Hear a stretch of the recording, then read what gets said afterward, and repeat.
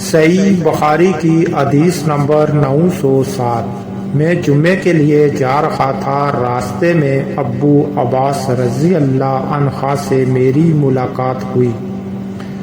انہوں نے کہا کہ میں نے رسول اللہ صلی اللہ علیہ وآلہ وسلم سے سنا ہے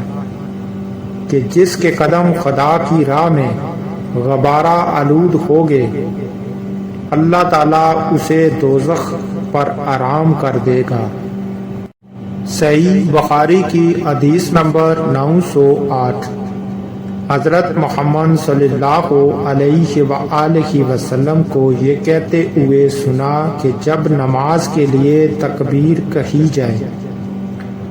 تو دوڑتے ہوئے مت آؤ، بلکہ اپنی معمولی رفتار سے آؤ،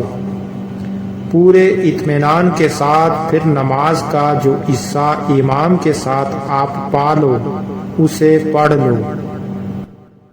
یعنی کہ جب جماعت کھڑی ہو جاتی ہے اور امام نماز شروع کر لیتا ہے اور تکبیر کہہ دیتا ہے تو جو نمازی نماز سے لیٹ ہو جاتے ہیں اور ابھی رستے میں ہوتے ہیں وہ بھاگنا شروع کر دیتے ہیں اور دوڑ لگا لیتے ہیں اور بھگدڑ مچا لیتے ہیں۔ تو جب حضرت محمد صلی اللہ علیہ وآلہ وسلم نے اس کے بارے میں سنا اور دیکھا تو آپ صلی اللہ علیہ وآلہ وسلم نے فرمایا کہ جب جماعت کھڑی ہو اور امام تکبیر کہہ دے